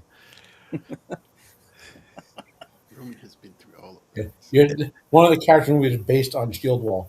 That's Shieldwall and Roman making through the lines. Yeah, right. Yeah. Yeah. The this was a good movie. It was. And then I'm trying to think what The Longest Day. That's a really good movie. Very Yeah. accurately done. I want to say that that was like I'd seen like a lot of older movies and older, like not necessarily John Wayne, but kind of from the era. And that was the first movie I think I saw where it showed like from all sides, and Yeah. it showed like when you're a kid and you're growing up, you're like, oh, we beat Germany. Germany must have sucked. Their stuff must have been garbage. Da, da, da, da. And then you learn about it and you're like, wait a second. They It was were a little very more. confident That in was a their little more touch and go there. yeah, and their equipment was really good. And they held out way longer than probably le- legitimately people thought they should have, as far as like Yeah. just keeping cohesiveness and fighting and whatever. And very professional and competent. And then you learn as you get older and go through history that goes way back to the times of Prussia and the 16th and 17th Yeah. century, and they have a very long storied history of that. So um so yeah, so it really, you know what I mean, Yeah. Well, kind that of was, all. Yeah. my grandfather was wounded at I guess you would say, the Allied side of the Remagen Bridge. What's the name of the battle? But this was a choke point where the movie's called one of the movie, it's called The Bridge at Remagen, and Yeah. the uh, the German military was trying to get their troops back across the bridge, but the Nazis like boiled the bridge and abandoned like 100,000 Germans basically. And Right. Right. so the sort of give and take of how that Nazis like killing guys who wouldn't obey the order to just abandon all the guys, and the practical Allied plan was to blow the bridge up and then kill all the German soldiers if they didn't surrender right away. I mean, war is hell, and it was Hmm. depicted fairly on both sides.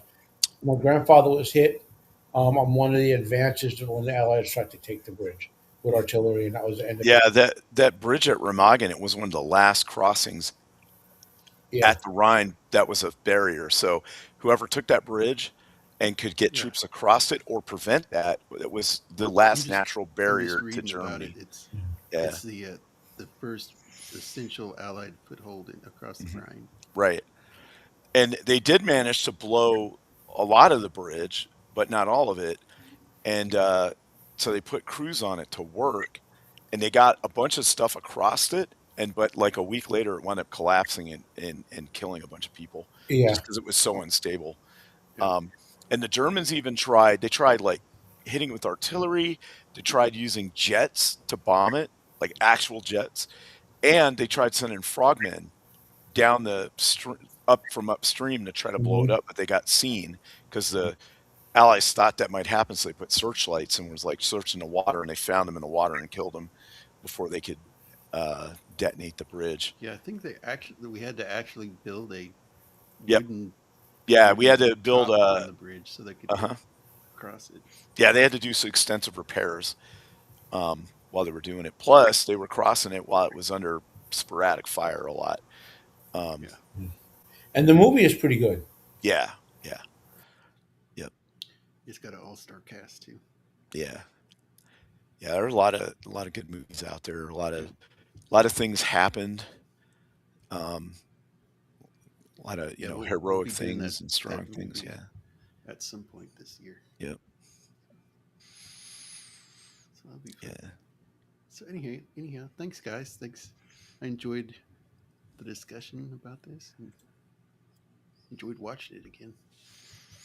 But Yeah, it was good. so yeah, we'll go around the horn and see what we got coming. What do we I think what do we got going on next we week? got X Files next week. Oh yeah, X Files. Okay, awesome. That'll be fun. Episode 5 and 6, I think. Yep. All right. Well, this is a lot of fun. This is kind of one of the things I talked a lot tonight because I actually kind of know a little bit about it. Like it's Yeah. more in my wheelhouse than a lot of other stuff. But on Yeah, appreciate it. yeah, on Thursday I'll be on Roman the Empire's channel. We're talking about our favorite anime. So you know what that means, Matt? Unfortunately, my friend, I may not be there. I'm What? having I'm having surgery on Thursday. Oh, Oh, well, I mean, hopefully that goes good. And Yeah, you I mean, yeah, in theory, I could wake up and be okay to talk by 7, 8 o'clock, but I'm not counting on it. So right, okay. hey, that's no Oh, biggie. You take the time to rest yeah, after exactly. something like that. Yep. But I mean, all I'll be doing is resting right after the surgery. The issue yeah, is because you're kind of high and stuff and drowsy. Like, yeah, I mean, in theory, the surgery will be over by 6, 7 o'clock, right. and I see pack you for an hour and back up here conceivably. But I don't know if I'll be capable of talking coherently, you know, Yeah, for the show. So, and it sucks because with Samuel, but getting Naruto in there, Samuel will do Yeah, it. I know that's we'll what I'm talk saying. up some Naruto It was for you. the We'll hold the perfect, fort. and he can't say anything about it either because he brought up the whole thing. So Yeah. Yeah, there's nothing he can do. He's defenseless against it. yeah. Yeah, I And know, I know. Eating Sammy AI live actions of Yeah, Naruto. I yeah, just fed him a 45-minute long movie about the Fourth Shinobi War. I mean, these people are animating Naruto with using AI, like it's just yeah, the whole thing. yeah. It's pretty crazy. Yeah. So I'll be on at I, 5 Pacific I Standard Time. I'll actually be did on. an experiment with AI. I took a picture of somebody and told them I want different angles of this person, and it did it. Yeah, Pretty some of the crazy. stuff that AI can do is crazy. I was watching a post or something, and there was a song in it, and it was like he did some kind of like sci-fi art, and it was like a still image that kind of moved, and it looked really cool, and it didn't look AI at all, right? And there was a song in the background. And I was like, "Wow, the song's really good."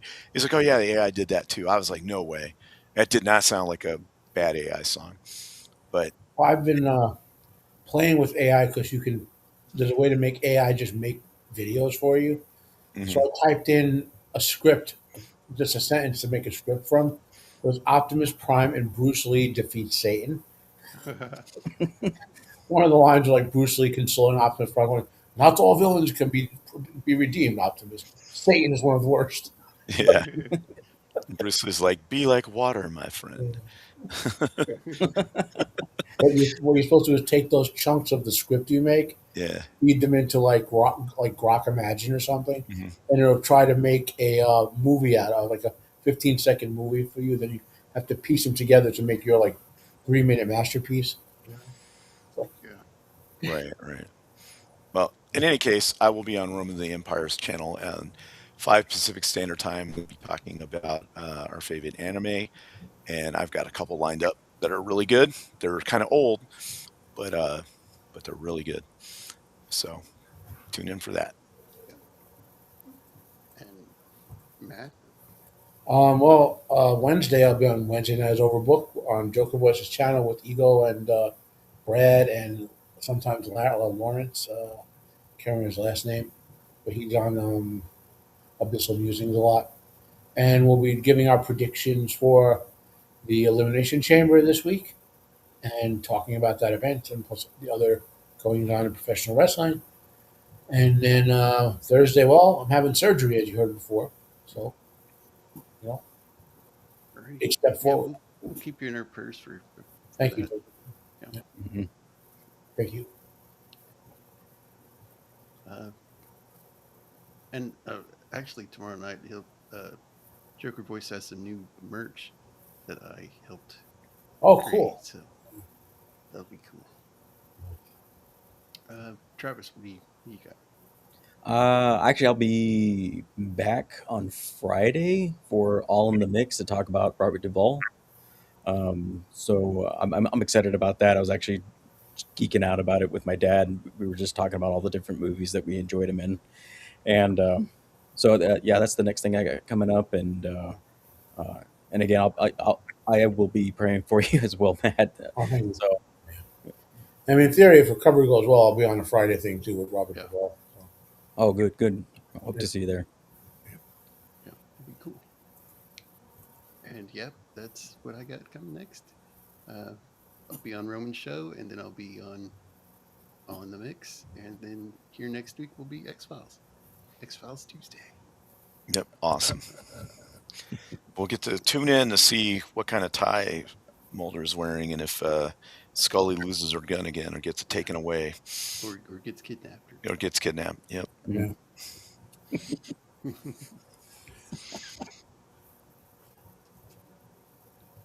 Hey, Salty, good to see you. Yep. But anywho, I hope everybody has a good week. Thanks for the people. By the way, if for those who didn't watch the State of the Union, just one little announcement: the president is giving the Medal of Honor to a 100-year-old guy who's a Korean war vet, who was a legendary dogfighter. Wow, that's cool. Awesome. Oh, hey, what's up, Salty? What's going on, man? Yeah, but anyway, thanks guys for talking this movie. Thanks to the chat. Hope everybody has a good week, and we'll see y'all next time. See you, Jacob. Thank you. Later. Yep. See you. Bye, everybody. There it is.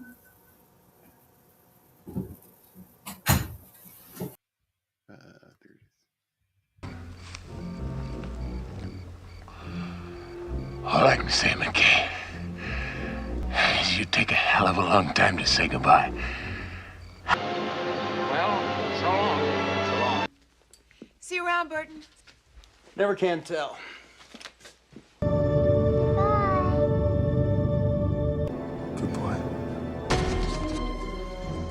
Happy trails, Hans. Goodbye.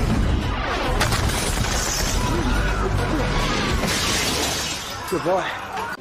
Goodbye, bro. Goodbye, Arab. Goodbye, Northman.